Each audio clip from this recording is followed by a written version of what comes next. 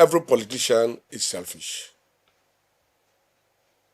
Mr. President is going for re-election, and he has been able to persuade the governor of Rivers State to join the APC. And the Minister of Federal Capital Authority, former governor, and the governor are not in good terms. That will affect his political career. And one thing that is very clear is the governor of Rivers State is not used to propaganda, while the former governor or minister of Federal Capital Territory, CFS of Wike, is very good at propaganda. And you know, propaganda is a major tool in political engineering. Propaganda is like marketing, or it's like advertisement. Advertising one's product that will entice people to buy. So is propaganda in politics. Turning the wrong to right. Making people believe the lies. And so if propaganda is going on and the governor, who has all the palladium of office to promote propaganda, is not interested in propaganda. He's not interested in making noise. And is not willing to fight. And the other machinery, propaganda, is telling the whole world, oh, there's no peace in Rivers State. There is peace in Rivers State. They came with those propaganda, and Mr. President made a very grievous mistake by going contrary to the Constitution. And another one is coming. He doesn't want it to escalate. Since one side is not talking, the other side is talking. And he believes if this is allowed to go on, there will be more crisis. And it will affect his political fortune. So, Mr. President is right in trying to protect his interests and the interests of the region. And don't forget, Rivers State is the mainstay of the Niger Delta. Whatever happens in Rivers State affects the entire Niger Delta. And so, if Niger Delta is not, Rivers State is not peaceful, Niger Delta will not be peaceful. And for a president who wants to go for re-election, I think he needs to see. The APC has come out to tell you, Wike is not a member of APC. SIM is a member of APC.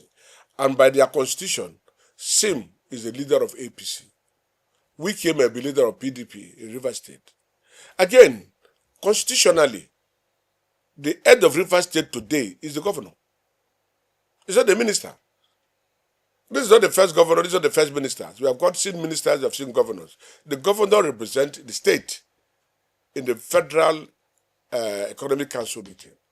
The deputy governor represents, while the Council of State meeting, the governor represents the state, not the minister. So how can a man who don't represent the state become the political head? The political head, in the real sense of it, is who is the interest of Rivers State. The Rivers people as a whole voted for the governor to be their political head. It was not appointed by Mr. President.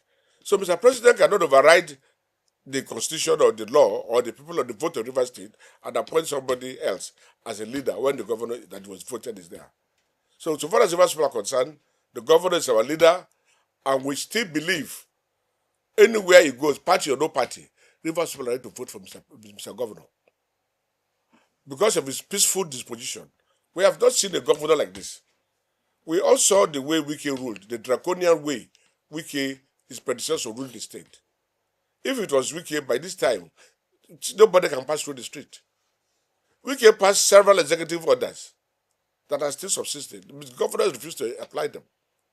If the governor is the noise type, is the troublemaker, he would apply those laws because they are not made by him. They were made by his predecessor and use it to prosecute his predecessor. But the man is not ready to do that. He's not ready to fight back. He said he's not fighting anybody. And so, Rivers people are worried. They are waiting. Since the governor said he's not fighting anybody, it means Rivers State is not at war. So, Rivers people are waiting to hear from their governor. Whatever direction he gives to us, we will follow. We don't know any other person today as our leader. We only know the governor of Rivers State as our leader. So when he gives us directions, when he gives us directives as to where to go, that is where we will go. It's not what Wike tells us, or it's what anybody or Mr. President tells us.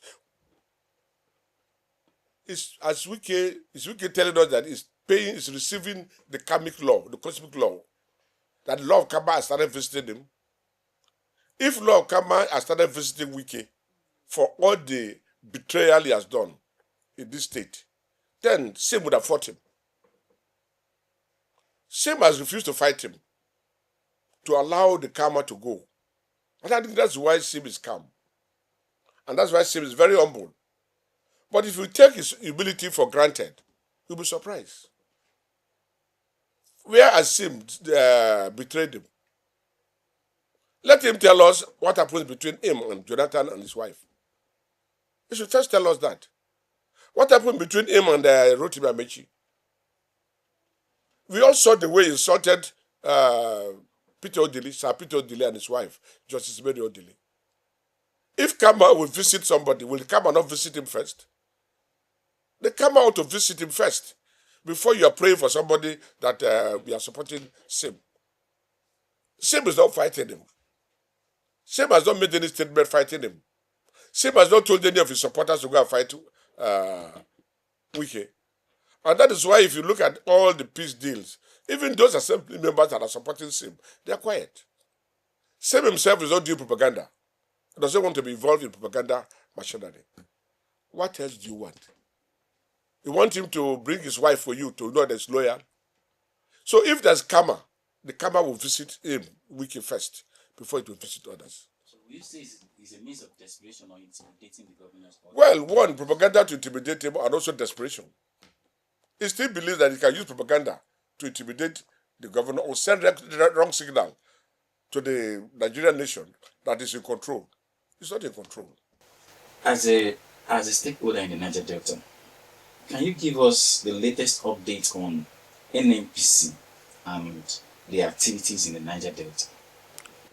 Thank you very much. So far as Niger Delta is concerned, we are so much worried with the NNPC, activities of NNPC, the NPA, and the railway. These are three major industries that are really affecting the Niger Delta. And the Niger Delta have consistently insisted that instead of Minister of State for Petroleum or Gas, give us the group Managing Director, Chief Executive Officer, or Chief Operation Officer of the NNPC. We say this because we believe that the activities of oil production has totally devastated our environment and our economy. And the only persons that will be able to restore this environment are indigenes from the region who understand what the people are going through and who also understand the best industry practice. At least the Niger Deltans have grown people in the NNPC at various levels, and they understand the dynamics of the petroleum industry. Niger Deltans have also produced our sons and daughters in the LOCs. And these LOCs, we have produced our children at the high positions who also understand the oil and gas industry. And so we have been insisting that, look, bring our son, anybody, our son or daughter, who is within the NNPC or the oil industry to manage the NNPC. We are saying that because the way the NNPC is presently managed is not in the interest of the region, neither is it in the interest of the Federation. Nigeria is the highest producer of oil and gas in Africa. But today, Nigeria still exports crude oil and import refined product. Now, when you import refined product, you are losing so many things. First, the labor. Two, the transportation. You transport the crude oil from here to the foreign country. You pay freight and shipping charges. You pay duties, custom duties and others. Then you take it to a refinery who produces PMS or diesel. If they do that, what happens to Kero? You can see that Nigeria have 3 refineries, 4 refineries, 1 in Kaduna, 3 in the Niger Delta. The Porako refinery is 2 refineries and the Warren refinery.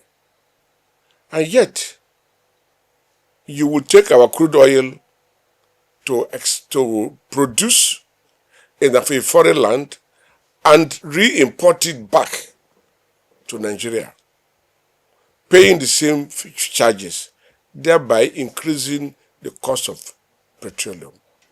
We can all see how the deregulation of this petroleum industry has affected the entire spectrum of the economy.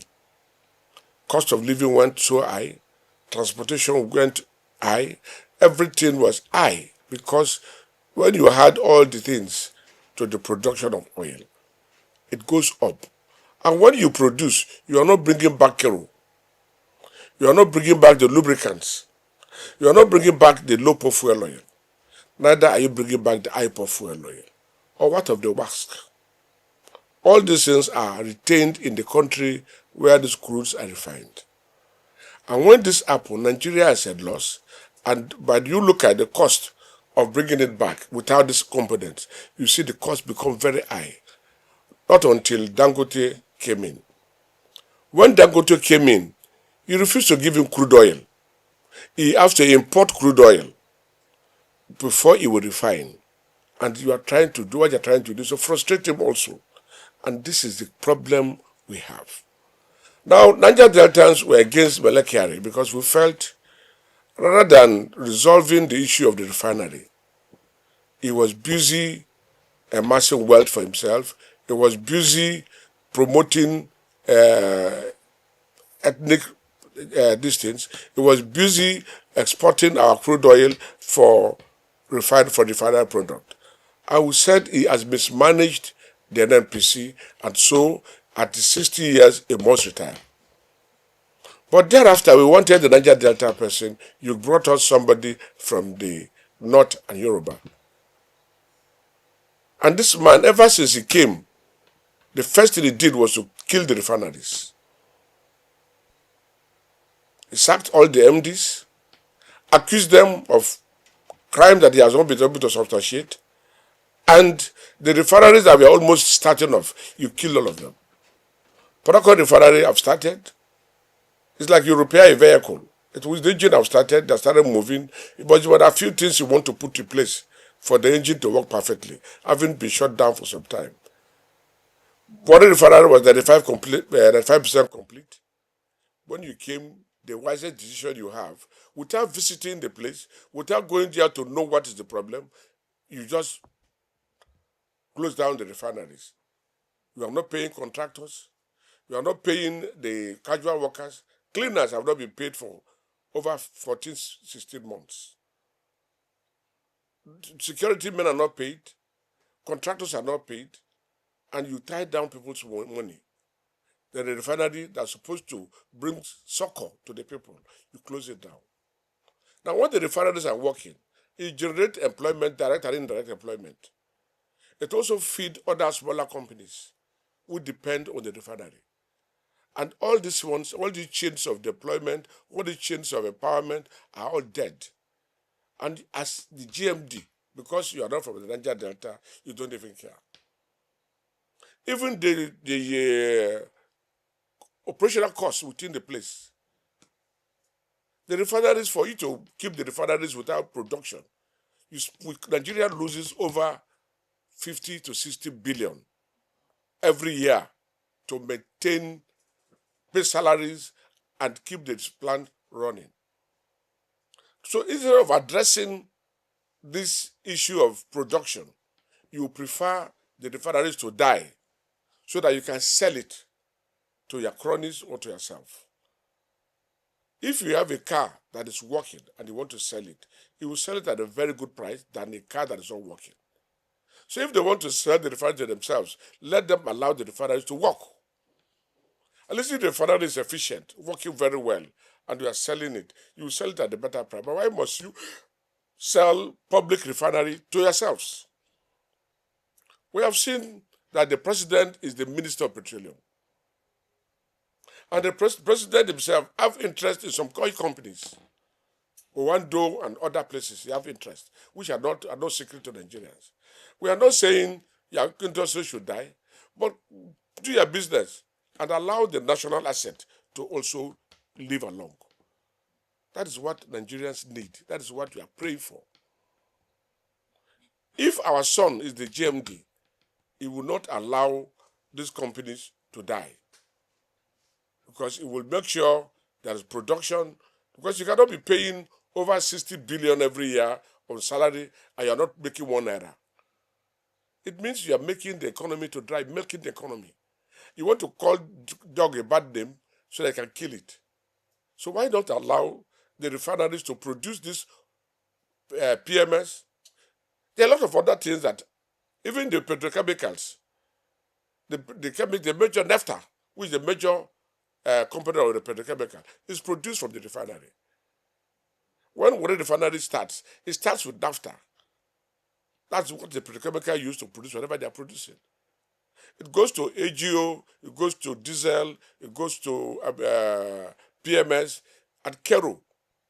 We have not seen Kero for some time. And what refinery was producing Kero.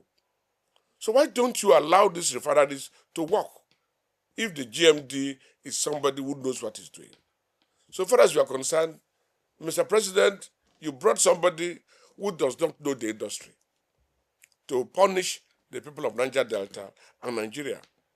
Despite the regulation you did that is affecting us, you also refuse our refineries to work by bringing somebody who is not familiar with the industry or who has no feelings for the people of Niger Delta. Since Bayo came in to be the MD, he has never visited any of the refineries in the Niger Delta, neither has he visited any of the Niger Delta states. To him, that is not important. All they need is the money.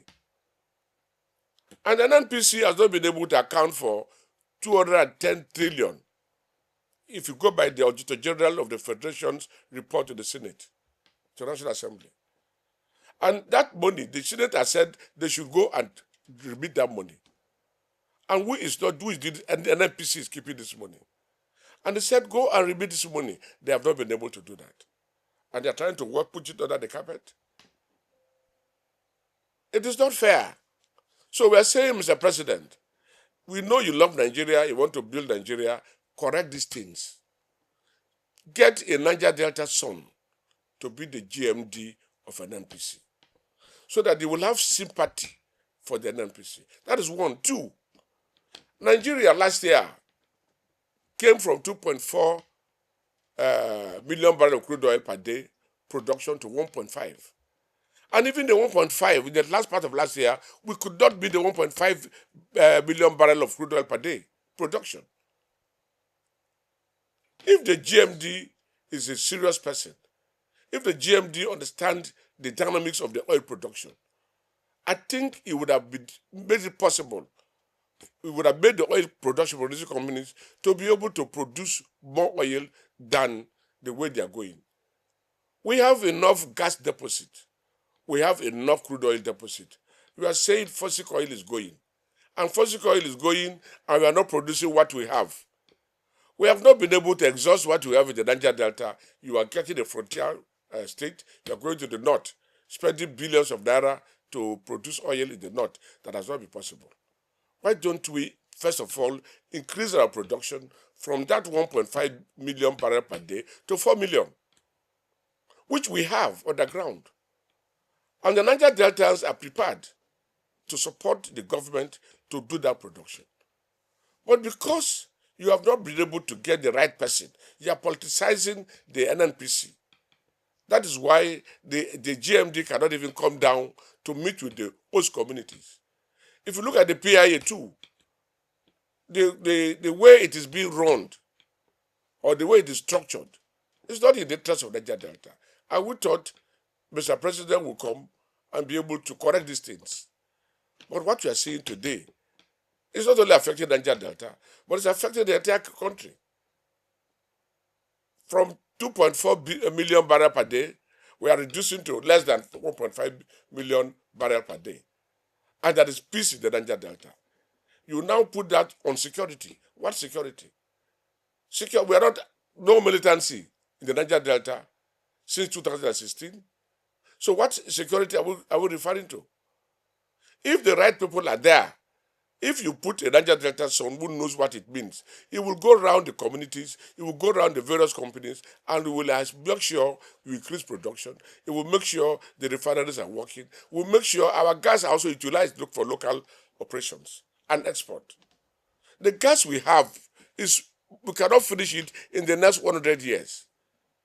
The deposit Nigeria have, we have over 300 trillion cubic feet of gas, which we cannot finish in the next 100 years. The oil reserve we have, we cannot finish it in the next 100 years. So why don't we make all the effort within our reach to ensure that Nigeria meets a target and even exceed the target? Now we have Dangote refinery. Dangote refinery alone will take even our quota. So we need to produce more than our quota to enable our local refineries to work. We don't need to sell our crude oil at the international market to our local refineries if we want to get petroleum down to what it was. We can bring petroleum price down to 100 naira per liter if federal government is doing what is right. And this is affecting not only the Niger Delta, it's also affecting the entire country. And so, Mr. President, we appeal to you to please rethink and revisit the NNPC. Because what is happening in the NNPC is an eyesore. If you don't want to give us the GMD, give us the Minister of Petroleum. Because you are the Minister of Petroleum, and under your watch, our production is falling. Under your watch, the refineries are not working. Under your watch, so many things are getting wrong with the NNPC. And they cannot even remit all the money they are owing the Federation account. And 30% derivation the state government is supposed to get, we are not also getting it. Therefore, we appeal to Mr. President to please revisit the NNPC and the oil production and the oil industry. If you cannot manage the Ministry of Petroleum Resources, appoint a Niger Delta son. We don't need Minister of State for crying out loud.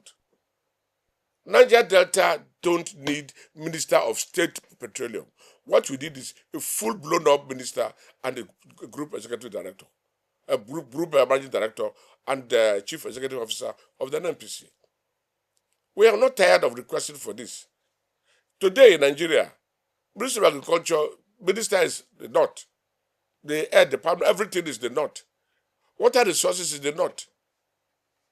We are not benefiting from all those agriculture, water resources in the south. The only thing that will benefit us, which has even destroyed our economy and our environment, is the oil and gas. Shell is going, and they did not do remediation. The regulators have not been able to make them accountable. The whole of the environment is polluted. Niger Delta environment is polluted. From Ogoni to every part of Niger Delta is polluted. And we need environmental remediation. Shell has added over to Renaissance. Renaissance have not been able to do remediation in the Niger Delta. And they are the same Shell, the old wine in the new bottle. It will burst. Because the Renaissance cannot be able to carry the liabilities of Shell and the oil IOCs that are going. They are leaving the Niger Delta polluted, environment polluted, to the offshore. And where is the offshore? The offshore is still within the Niger Delta. We are the ones suffering the brunt of this oil production. And we are suffering. The refineries that is employing our small people, cleaners and so on, you don't pay them. You don't employ our staff. And the make matter worse, those refiners are going. They are all retiring. Is it when they leave that you want to bring Indians to run the refineries as Dangote is doing? This is the time the refinery should work. This is the time you have to employ people to learn the act of refining. This is the time you will be able to replace the old and bring in new flesh. We need fresh brain. We need young men and women in the industry. But if we don't make the policy right, how will this people come? Go to the refineries, everything is down.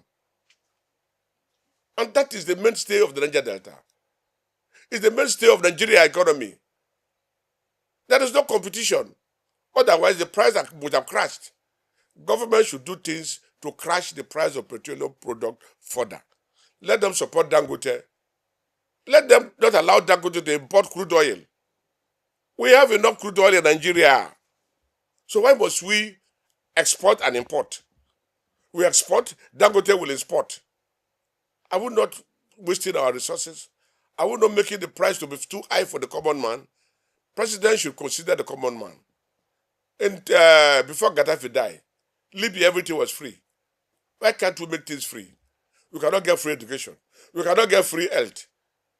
And the cost of living is becoming too high for Nigerians. There is no job opportunities. So, Mr. President, please, we appeal to you, revisit the petroleum sector of the economy.